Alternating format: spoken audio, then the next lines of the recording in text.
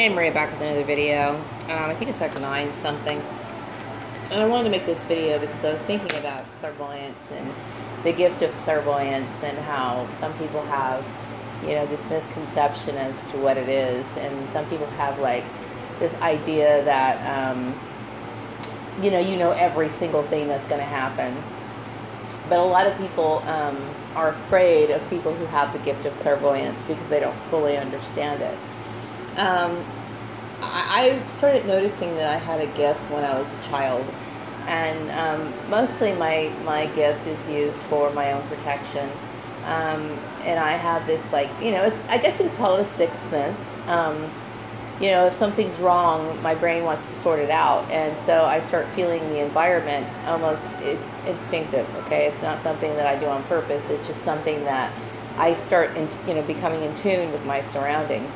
So that, it doesn't necessarily mean, like, if I meet somebody, who's walking across the street or something, I have no idea what they're thinking or anything like that. It's only when in certain situations, okay? Now, it is used for my protection, but it's also used sometimes for reasons that I'm not exactly clear. Like, for example, when my father passed away, I knew that I was thinking of him and I was talking about him in the past tense, And, when somebody dies, oftentimes, I get messages. If something important, of major importance happens, a lot of people do. Like, I know I was reading, now I think this is kind of silly, but, some people were big Elvis fans, okay? And so, some people were really in tune with Elvis, for example, okay? And there were a lot of reports of people who said that they received some sort of sign about him before he died. Some people said that their records were smashed, or some people said that they had dreams of him. And I know a lady who said that her daughter had a dream about, planes crashing before the whole issue was 9/11. So at certain times people experience premonitions or whatever. I would say the older I get, the more common it becomes, or the more frequent it is. In this case, for the last few years, since my targeting happened, I've been really becoming more in tune of what's been going on around me. And it took me a long time to put the whole picture together. But because there was so many different people involved in it. But the reason why I wanted to make this video is because a lot of people are afraid of it. And, when it comes to, in terms of religion, a lot of people look down on people who have the gift of clairvoyance. However, there's certain religious sects or groups within the Christian denominations who accept and understand the gift of clairvoyance, and they'll call it the gift of prophecy or whatever. A lot of people have this, and I am one of them. But like I said, there's no reason to be afraid of me because I can't read what's on people's minds at all times. I'm only like that if I feel like I'm being threatened or whatever. When I was a kid, I would say certain things, for no apparent reason, and it would turn out to be true. Some of it not necessarily relating to my protection, but some of it was just things that really didn't necessarily matter, but I just knew, I was able to find objects, when I was a kid, if they were missing. Sometimes, a lot of it comes through my dreams, and then some of it actually comes, I know it's very strange, but I'll think about a song, and certain lyrics from the song, just bits and pieces of the song comes to me in my brain, and it's actually giving me a message. So it's very strange, okay?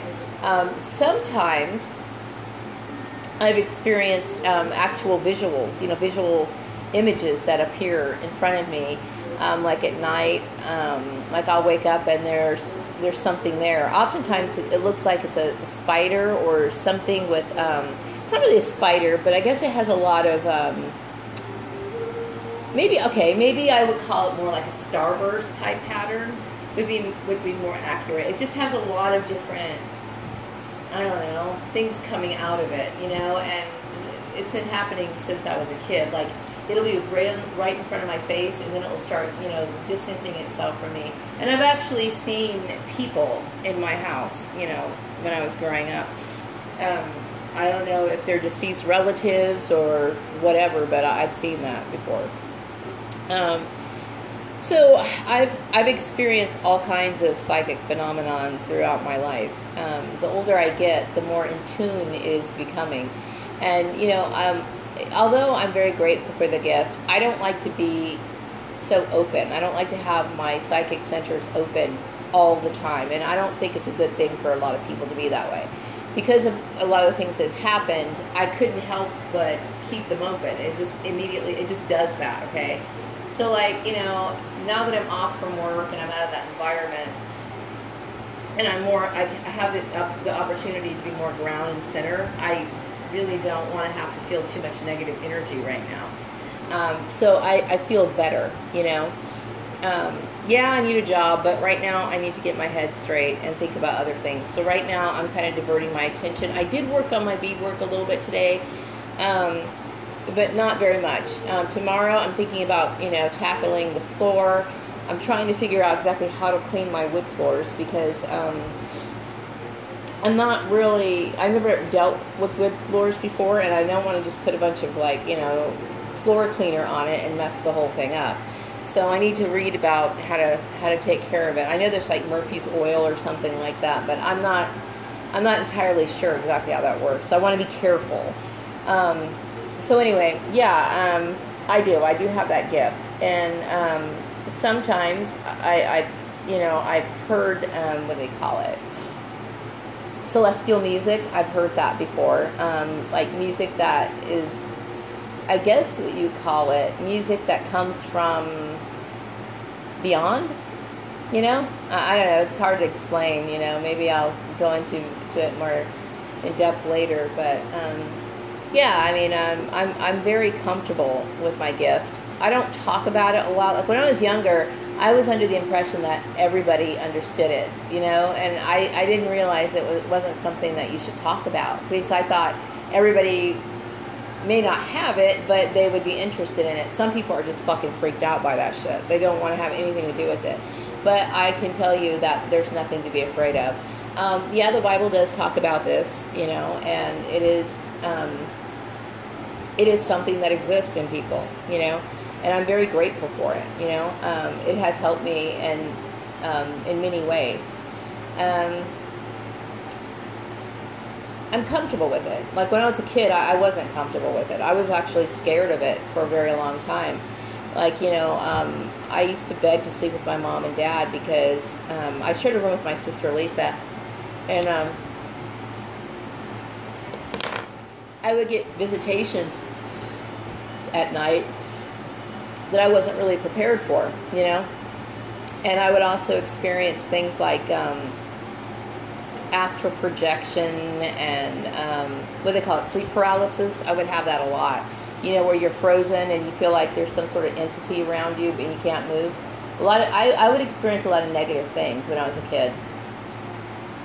Now that I'm older, things that I do encounter, which is, I don't really encounter that sort of stuff very much, people or weird apparitions. I don't really experience those as much, not very much.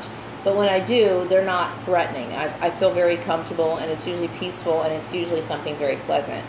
It's not something that freaks me out, But I've become comfortable with it. I'm not. It's still not something that, aside from this video, it's still not something that I would talk about or bring up in a conversation. But I am happy when I do get a chance to meet other clairvoyant people, because I feel like I have the ability to talk more openly about the things that happen and things that go on in my life. Whereas some people, when you're talking to people who don't understand it, they get uncomfortable, and I understand that and I accept it, but I am who I am. And some people think, well, you need to stop being that way. It's not something I have no choice. It's who I am. Some people think, well, you need to get rid of that. I can't get rid of it. It's who I am. I'm meant to be that way. I'm meant to be a clairvoyant. That's who I am. My life is centered around being comfortable with my spirituality, you know, and I'm very comfortable with it. And it's something that I've learned to appreciate and fear. Like, I respect it. Like, I respect that there is something bigger than me, and I try not to do things that are wrong, so that something that's going to spiritually block me. You know what I mean? Like, for example, there are certain people that I believe that should be forgiven. Okay, and for those people, I don't want to. By not forgiving them, I'm blocking my own abilities. It could be harmful to me. And for people that I can't forgive, then I just have to cut them off. That's just how it is, okay? I mean, I don't want them to be a constant source of frustration to me. In a way, that's kind of forgiving, and I think it's a fair deal, considering some people deserve, you know, something horrible to happen to them. But yeah, I mean, I'm completely comfortable with it. You know, when I started realizing that, slowly becoming more comfortable with it, I mean, I went all out with it. You know, I got really involved in it. And then as I got older, I don't really need to be so enthusiastic about it. It's just a part of my life. It is. It's a part of my life. It will always be a part of my life, you know. That's who I am.